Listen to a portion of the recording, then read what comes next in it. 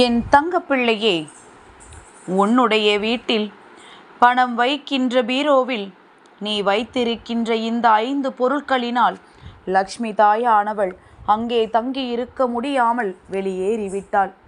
என் தங்கமே, பண கஷ்டம் இருக்கிறது என்று சொல்கின்றாயே தவிர ஒரு நாளாவது அதற்கான காரணத்தை நீ அறிய தொடங்கினாயா?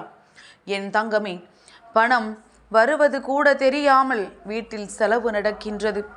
உன்னுடைய உழைப்பும் உன்னுடைய முயற்சியும் அதிகமாக இருக்கும் பட்சத்திலும் பணவரவும் உனக்கு தேவைக்கு இருந்த பிறகும் உன்னை கஷ்டங்கள் துரத்தி வருகிறது என்றால் எங்கோ சிறு தவறு நடந்து கொண்டிருக்கின்றது என்பதனை உன்னால் புரிந்து கொள்ள முடியவில்லையா? என் தங்கமே, பொதுவாக ஒரு இல்லத்தில் லக்ஷ்மி தேவியானவள் வாசம் செய்யக்கூடிய மிகவும் முக்கியமான இடங்களுள் ஒன்று உன்னுடைய இல்லத்தில் நீ பணத்தை வைக்கின்ற அந்த அறை.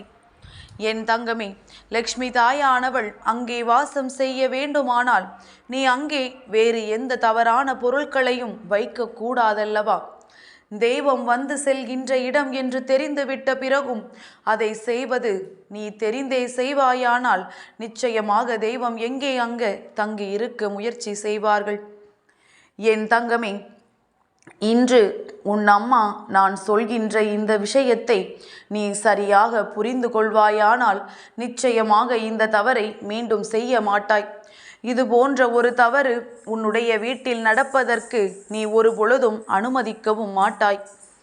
என் தங்கமே, பொதுவாக பீரோ என்பது பொதுவாக எல்லோருமே பணம் வைக்கின்ற ஒரு அறையாக இருக்கின்றது. நீ நினைக்கலாம், அம்மா பணமே இல்லையே, நான் எங்கே அங்கே கொண்டு வைப்பது என்று நீ நினைக்கலாம். என் தங்கமே, உன்னிடத்தில் இருந்தாலும் சரி இல்லாவிட்டாலும் சரி நிச்சயமாக நீ அதற்காகத்தானே அந்த பொருளை வாங்கி வைத்திருக்கின்றாய். இந்த இடத்தில் பணம் இருந்தால் சேமித்து வைக்கலாம் என்று நினைத்திருப்பாய் அல்லவா? அப்படியானால் லக்ஷ்மி தேவியார் அங்கே வரத்தான் செய்வார்கள். குபேர பகவானும் உனக்கு அருளை அள்ளி கொடுப்பார்கள். என் தங்கமே, இன்று அம்மா சொல்கின்ற இந்த 5 பொருட்களில் ஏதேனும் ஒன்று அந்த பீரோவில் இருக்கும் பட்சத்தில் அதனை உடனே என் குழந்தை நீ வெளியில் எறிந்துவிடு. என் தங்கமே, அம்மா சொல்லும் பொழுது நாம் இந்த பொருட்களை எல்லாம் வேறு எங்கு கொண்டு வைப்பது என்று உனக்கு தோன்றலாம். ஆனால் நான் சொல்கின்ற இந்த 5 பொருட்களுமே லக்ஷ்மி தாயானவளை அவமதிப்பு செய்யக்கூடிய பொருட்கள். அதனால் நான் சொல்லும் பொழுது நீயே அதிலிருந்து புரிந்து கொள்வாய். என் தங்கமே, முதலாவதாக புது துணி, அதாவது எடுத்த புது துணியை வைக்கக்கூடாது என்று சொல்ல வரவில்லை. நீ ஒரு புது ஆடையை எடுத்து இன்று உடுத்தி இருக்கின்றாய். வெளியில் சென்று 1 மணி நேரம் 2 மணி நேரத்திற்குள் திரும்பி வந்துவிட்டு அந்த ஆடையை கழற்றி அப்படியே உள்ளே மடித்து வைத்து விடுகின்றாய். அதற்கு காரணம் என்ன? சில மணி நேரங்கள் தானே இதை நாம் அணிந்திருக்கின்றோம், மீண்டும் இதை இன்னொரு நாள் பயன்படுத்தி கொள்ளலாம் என்று மடித்து உள்ளே வைத்து விடுகின்றாய். என் தங்கமே, அது மிகவும் தவறான ஒரு செயலாகும். தெய்வம் இருக்கின்ற இடம் என்று நான் அந்த இடத்தை சொல்லிவிட்டேன். அதன் பிறகும் அதனுள் நீ உன்னுடைய உடலில் பட்ட அழுக்கோடு சேர்ந்து இருக்கின்ற ஒரு துணியை மீண்டும் தூக்கி உள்ளே வைப்பது என்பது தெய்வத்தை அவமதிக்கின்ற ஒரு செயலாகும். ஒரு புது துணியை 1 மணி நேரம் போட்டாலும் சரி 10 நிமிடங்கள் போட்டாலும் சரி ஒரு முறை அதை அலசிவிட்டுதான் மீண்டும் அதனை மடித்து உள்ளே வைக்க வேண்டுமே தவிர ஒரு பொழுதும் அதை அப்படியே பயன்படுத்தக்கூடாது என்பதை என் குழந்தை நீ புரிந்து கொள்ள வேண்டும். என் தங்கமே, உனக்கு இப்பொழுது இந்த தாயானவள் சொல்ல வருகின்ற விஷயம் என்னவென்று புரிந்திருக்கும் என்று நான் நினைக்கின்றேன். என் தங்கமே, ஒரு விஷயத்தை செய்வதற்கு முன்பாக ஒரு முறைக்கு பல முறை யோசிக்க வேண்டும் என்று அம்மா பல முறை நான் உன்னிடத்தில் சொல்லி இருக்கின்றேன்.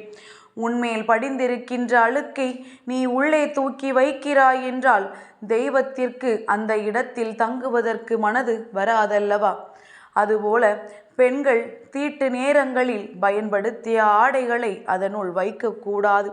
என் தங்கமே, எத்தனைதான் தெய்வத்திற்கு நீ குழந்தையாகவே இருந்தாலும் தீட்டு நேரங்களில் பயன்படுத்துகின்ற ஆடைகளை நீ சுத்தம் செய்து தனியாக வைத்துக்கொள். பணம் வைக்கின்ற அந்த அறைக்குள் வைக்கும் பொழுது தெய்வங்களுக்கு அங்கே இருக்க சற்று சங்கடமாக இருக்கும். அதனால் என் குழந்தை அவற்றை தனியாக வைத்துக்கொள். ஏனென்றால் அந்த பீரோவுக்குள் வந்து செல்வது லக்ஷ்மி தேவியும் குபேர பகவானும் என்பதனை புரிந்து கொண்டால் நான் சொல்வதில் இருக்கின்ற அர்த்தம் உனக்கு நிச்சயமாக புரிந்துவிடும். என் தங்கமே, அடுத்ததாக நீ அங்கே வைக்கக்கூடாத ஒரு பொருள் என்ன தெரியுமா? உடைந்த கண்ணாடி. இந்த உடைந்த கண்ணாடி என்று சொல்வதற்கு ஒரு முக்கியமான காரணம் இருக்கின்றது. நிறைய பேர் தன்னுடைய கையில் வைத்திருக்கின்ற கைப்பையில் கண்ணாடி இருக்கும். கண்ணாடியோடு சேர்ந்த கைப்பையை வாங்கி இருப்பார்கள். அதில் சில கீறல்கள் விழுந்திருக்கும். அப்படியே அந்த கைப்பையை தூக்கி இந்த பீரோவில் வைத்திருப்பார்கள். என் தங்கமே, உன்னுடைய பாஷையில் சொல்ல வேண்டும் என்றால் மணி பர்ஸ். இந்த மணி பர்ஸை நீ அப்படியே தூக்கி உன்னுடைய பீரோவில் வைத்திருப்பாய்.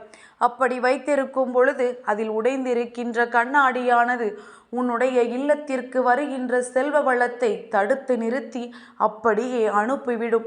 உள்ளே வருவதற்கு கூட இது அனுமதி கொடுக்காது. என் தங்கமே, கண்ணாடியானது எப்படி பூஜை அறையில் வைத்து வணங்கும் பொழுது நல்ல சகுனமாக இருக்கின்றதோ அதே நேரத்தில் அது உடைந்து விட்டது என்றால் அது கெட்ட சகுனம் என்பதனை நீ புரிந்து கொள்ள வேண்டும். என் தங்கமே, இதுபோன்று நீ இந்த தவறுகளை ஒரு நாளும் செய்யாதே.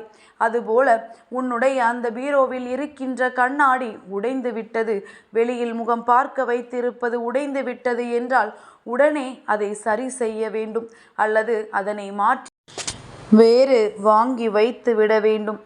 என் தங்கமே, நிச்சயமாக இந்த பீரோவை நாம் பயன்படுத்துவதே துணிகளை வைப்பதற்கும் நகைகளை சேமிப்பதற்கும் பணத்தை பத்திரமாக வைப்பதற்கும் தான். அதனால் அதற்கு கொடுக்க வேண்டிய முக்கியத்துவத்தையும் நீ சரியாக கொடுக்க வேண்டும். எப்பொழுதுமே இந்த பீரோவில் எந்த தூசியும் படியாமல் நல்லபடியாக துடைத்து பார்த்து நீ அதனை வைத்து கொள்ள வேண்டும். அடுத்ததாக இதனுள் வைக்கக்கூடாத பொருட்கள் கூர்மையான ஆயுதங்கள். அதாவது புதிதாக கத்தி அருவாள் என்று வாங்கிவிட்டு அதனை பத்திரமாக வைத்து கொள்கிறோம் என்பதற்காக அதனை பீரோவில் கொண்டு வந்து வைத்துவிடக்கூடாது. அதுவும் பணவரவை தடுக்கும் என்பதனை நீ மறந்து விடாதே. என் தங்கமே, நிச்சயமாக அம்மா சொல்கின்ற விஷயங்கள் உனக்கு புரிந்திருக்கும் என்று நினைக்கின்றேன். அம்மா இப்பொழுது 5வதாக சொல்லக்கூடிய இந்த விஷயம் அதிமுக்கியமான விஷயம்.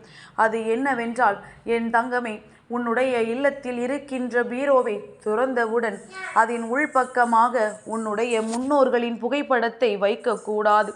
அதாவது முன்னோர்கள் அல்லது உன்னுடைய இல்லத்தில் இறந்தவர்களினுடைய புகைப்படத்தை அதனுள் எப்பொழுதுமே வைத்திருக்கக்கூடாது. ஏற்கனவே நன்கு அறிந்த விஷயம், பூஜை அறையில் இவர்களின் புகைப்படத்தை வைக்கக்கூடாது என்பது. அதுபோலத்தான் பணவரவை இருக்கக்கூடிய தெய்வங்கள் வாசம் செய்யக்கூடிய இந்த பீரோவிலும் அவர்களினுடைய புகைப்படத்தை வைக்கக்கூடாது.